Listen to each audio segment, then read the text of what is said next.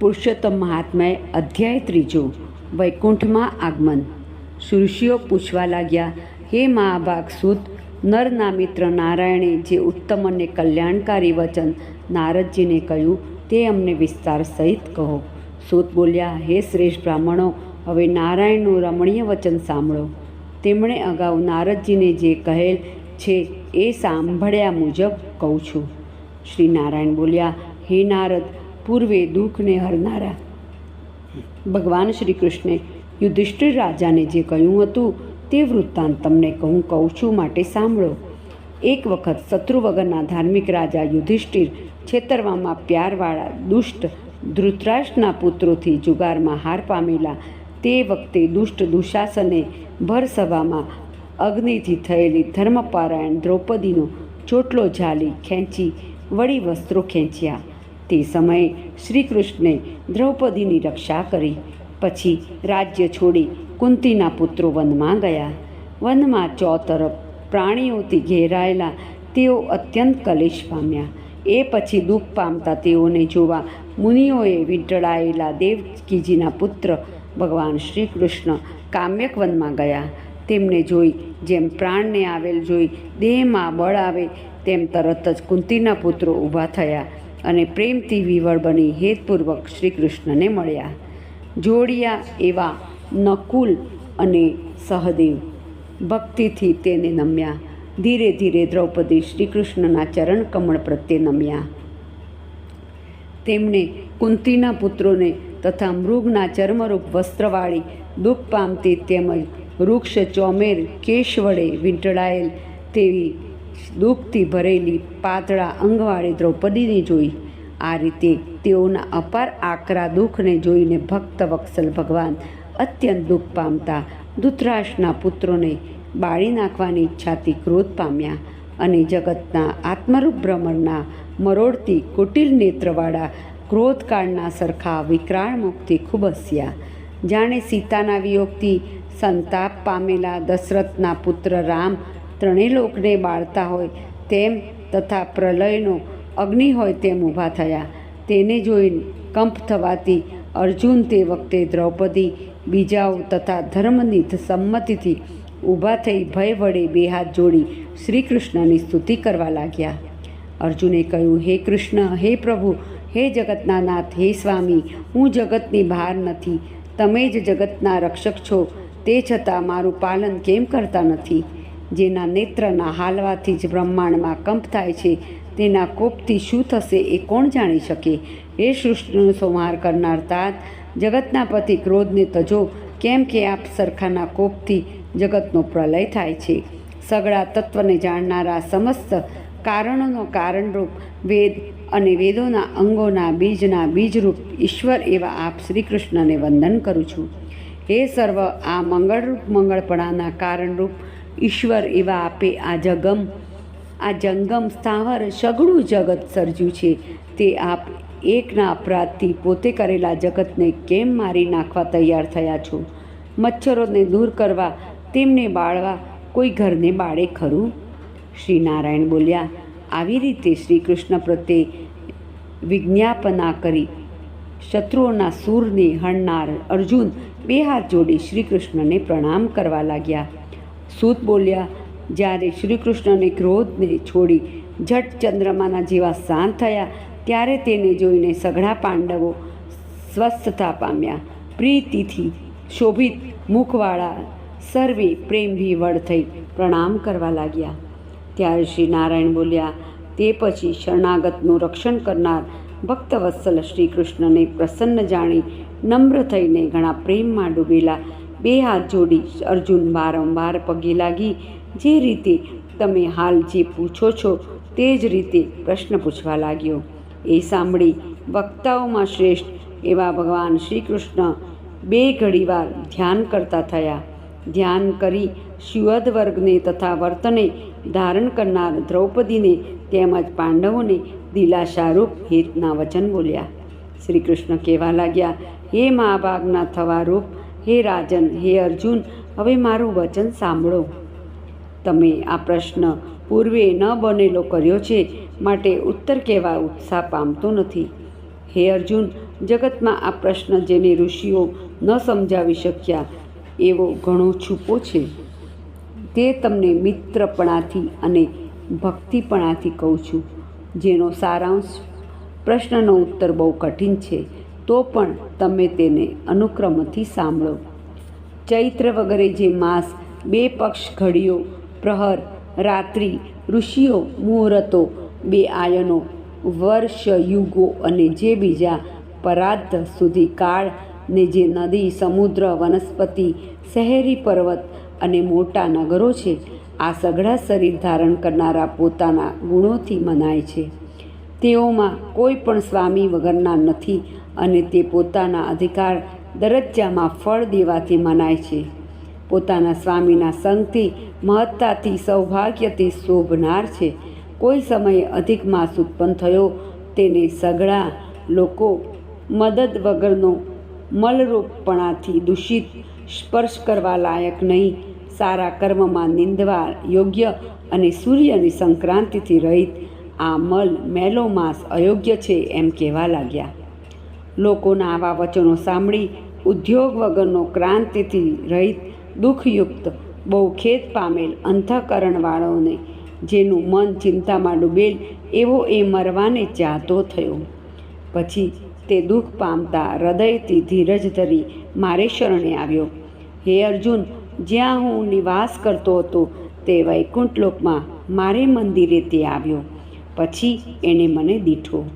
એ સમયે મને અમૂલ્ય રત્નજડિત સોનાના સિંહાસન ઉપર બેઠેલ જોઈને પૃથ્વી ઉપર દંડની પેઠે પગે પડ્યો અને આંખોમાંથી આંસુઓને વહેવાવતો 2 હાથ જોડી યત્નવાન થઈ ધીરજ ધારણ કરતા ગળગળો થઈ બોલ્યો. આટલું બોલી બદ્રિકાશ્રમના પતિ મહામુનિ નારાયણ બંધ રહ્યા. તેમને મૌન રહેવા જોઈ થોડીવાર પછી ભક્તવત્સલ નારદજી ફરીને પૂછવા લાગ્યા. નારદજી બોલ્યા, જ્યાં જગતને અભય આપનાર બ્રહ્મરૂપ ભગવાન શ્રી કૃષ્ણ રહે છે, તે ભક્તિથી પ્રાપ્ત થાય એવા પૂર્ણરૂપી નિર્મલ વિષ્ણુલોકમાં એ પ્રમાણે જઈ તેમના ચરણકમળને શરણ થયેલો અધિક માસ શું બોલ્યો? આ પ્રમાણે બૃહદ નારદીય પુરાણમાં પુરુષોત્તમના મહાત્મ્યમાં ભગવાન અધિક માસનું વૈકુંઠમાં આગમન એ નામનો અધ્યાય પૂરો થયો. પુરુષોત્તમ ભગવાનની જય. શ્રી પુરુષોત્તમ મહાત્મ્યની કથા. અધ્યાય 1. સુખદેવનું પધારવું. હું પગે લાગનાર મનુષ્યોના કલ્પવૃક્ષરૂપ વૃંદાવનમાં વિનોદ કરનાર વૃંદાવનના ચંદ્રમારૂપ શ્રી પુરુષોત્તમ ભગવાનને વંદન કરું છું. નર નારાયણ ને નરોત્તમ એવા નરને, દેવી સરસ્વતીને તથા વ્યાસને નમસ્કાર કરી પછી જયરૂપ ગ્રંથ કહેવા ઈચ્છું છું. પૂર્વે કાળમાં યજ્ઞ કરવાની ઈચ્છાથી લોકો ઉપર કૃપા કરનારા, પરોપકારી અને હંમેશા વૈદિક તથા સ્મૃતિના કર્મોમાં તત્પર એવા અસિત, દેવલ, પૈલ, સુમંતુ, પીપલાયન, સુમતિ, કાશ્યપ, જાબાલી, ભૃગુ, અગીરા, વામદેવ, સુતીક્ષ્ણ, શરભંગ, પર્વત, આસ્તંભ, માંડવ્ય, અગસ્ત્ય, કાત્યાયન, રથિતર, ઋષુ, કપિલ, રૈભ્ય, ગૌતમ, મુદ્ગલ, પિંગલ, ગાલવ, ક્રતુઃ, અત્રિ, બભ્રુ, ત્રિત, શક્તિ, બૌદ્ધાયન, વશુ, કાલજન્ય, કૌંડિન્ય, પૃથુ, હારિત, ધુમ્ર, શંકુ, શંકૃત, શનિ, વિભાંડક, કલાધર, ગર્ગ, કણાદ, જમદગ્નિ, ભારદ્વાજ, ધૂમપ, મૌન, શુક્રાચાર્ય, કર્કશ, શૌનક, સતાનંદ, મહાપાથ, વિશાળ, વિષ્ણુવૃદ્ધ, જર્જર જય, જંગલ, પાર, પાશધર, પૂર, મહાકાય, જૈમિની, મહાગ્રીવ, મહાબાહુ, મહોદર, મહાબાલ, ઉદાલક, મહાશેન, કાલાગ્નિ, રુદ્રગ, શ્વેતાસ્વરા, આદ્ય પૃથુશ્રવા. આ બધાએ પોતાના શિષ્યો સહિત વેદના અંગોના પાર પામેલા બ્રહ્મનિષ્ઠ મુનિઓ મહાક્ષેત્ર નૈમિષારણ્યમાં આવ્યા ને ત્યાં આવી મહાયજ્ઞ કરવા લાગ્યા. તે વખતે તીર્થયાત્રાને મનમાં ધારી શુદ્ધ પૌરાણિક ઘરની બહાર નીકળ્યા. પૃથ્વીમાં ફરતા તેમણે નૈમિષારણ્યમાં મુનિઓને જોયા. તે મુનીશ્વરો હતા ત્યાં અતિ હર્ષવંત બનેલા સૂત સંસારરૂપી સમુદ્રથી તારનારા શિષ્યો સહિત એવા મુનિઓને નમસ્કાર કરવા ગયા.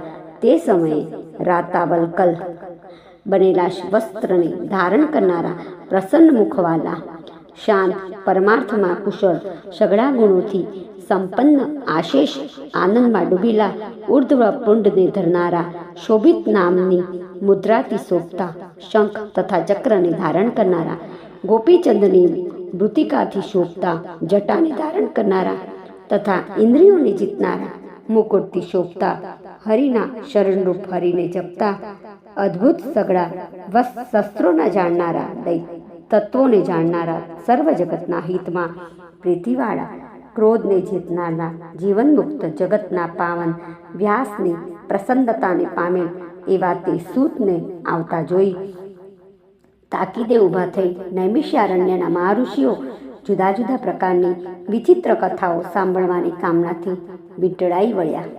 તેવામાં વિનયથી ભરેલા અંતઃકરણે બે હાથ જોડી સૂતે હર્ષથી વારંવાર સઘળા ઉત્તમ ઋષિઓ પ્રત્યે દંડની પેઠે નમસ્કાર કર્યા. ઋષિઓ બોલ્યા, હે સૂત, ઘણા કાળ સુધી જીવો તમે મોટા ભગવદ ભક્ત છો, માટે આપ આસન પર બેસો. આ પ્રમાણે બોલ્યા.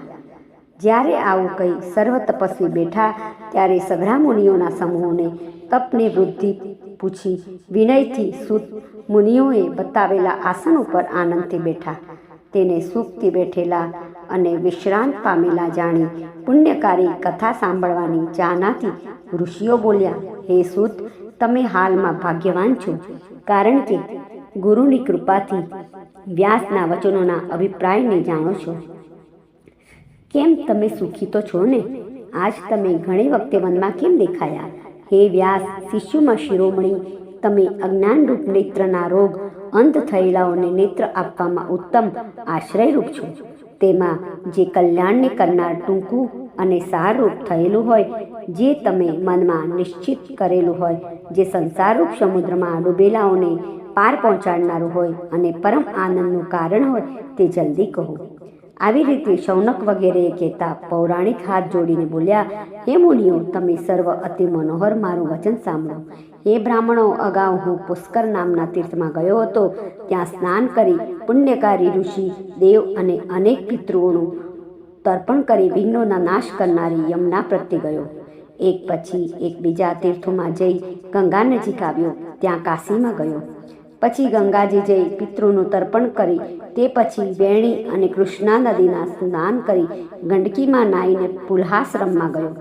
હે વિપ્રો, હું ત્યાંથી ગોમતી નદીમાં સ્નાન કરી સરસ્વતી નદીને કાંઠે રાત રહી ગોદાવરી પ્રત્યે ગયો. તેમજ કૃતમાલા, કાવેરી, નિર્વિદ્યા અને સુખને આપનારી નર્મદા નજીક ગયો. પછી ચર્મણ્યવતી નદીએ જઈને સેતુબંધ ગયો. ત્યાં નારાયણના દર્શન કરવા હું બદ્રિકાશ્રમ ગયો. ત્યાંથી નારાયણના દર્શન કરી તપસ્વીઓને પગે લાગી તે દેવને નમન તથા સ્તુતિ કરી સિદ્ધક્ષેત્ર તરફ ગયો. આ પ્રકારના મુખ્ય તીર્થોમાં ફરતા ફરતા હું કુરુ દેશોમાં આવ્યો. હે વિપ્રો, ત્યાં સાંભળ્યું કે વિષ્ણુએ બચાવેલો પરીક્ષિત રાજ્ય છોડી ઋષિઓ સાથે મહાપુણ્યકારી ગંગાના કાંઠે ગયો. ત્યાં સર્વેને શોભાવનારા સિદ્ધ યોગી અને દેવર્ષિઓ આવ્યા છે. ત્યાં કેટલાક આહારને કરનારા, કોઈક પવન, પાણી તથા પાંદડાઓને ખાનારા ને કોઈક ફળોનો આહાર કરનારા અને કેટલાક અફીણને ખાનારાઓ આવ્યા છે. હે દ્વિજો, હું પણ તે મમાજ જોવા ત્યાં ગયો. ત્યાં સમર્થ બ્રહ્મરૂપ બનેલા મહામુનિ શ્રી કૃષ્ણના ચરણકમલને ધારણ કરતા વ્યાસના પુત્ર સુખદેવ આવ્યા. 100 વર્ષના યોગીશ્વર, શંખના પ્રમાણે કંઠવાળા, અતિ ઊંચા સુંદર કેશથી વંટળાયેલા મુખવાળા, દેદીપ્યવાન કાંતિવાળા, લીંટ કાઢતા બાળકોથી અને ધૂળ જેઓના હાથમાં છે એવી સ્ત્રીઓના જથ્થાની જેમ માખીઓથી વીંટળાયેલ હાથી હોય તેમ વીંટળાયેલા મહામુનિ શુકને જોઈને મુનિઓ બે હાથ જોડી ઝટ આનંદથી ઊભા થયા. સ્ત્રીઓ અને મૂર્ખ બાળકો જે હતા તે તેઓને જોઈને ઊભા રહ્યા અને પશ્ચાતાપ પામવાથી સુખદેવને પગે લાગીને ઘેર ગયા. સુખદેવજી માટે ઉત્તમ આસન કલ્પ્યું તથા મુનિએ કમળની પાંખડીઓની પેઠે પાસે બેઠા ત્યાં બેઠેલ ત્યાં પાસે બેઠા અને ત્યાં બેઠેલ જ્ઞાનરૂપી મહાસમુદ્રમાં ચંદ્રમારૂપ બ્રાહ્મણોએ કલ્પેલી પૂજા અને ધારણ કરનારા વ્યાસના પુત્ર મહામુનિ ભગવાન સુખદેવ તે વખતે જેમ તારાઓથી વીંટળાયેલો ચંદ્ર શોભે તેમ અત્યંત શોભતા હતા. આ પ્રમાણે બૃહદ નારદીયા પુરાણમાં પુરુષોત્તમ મહાત્મામાં સુખદેવનું પધારવું આ નામનો પહેલો અધ્યાય પૂરો થયો. પુરુષોત્તમ ભગવાનની જય.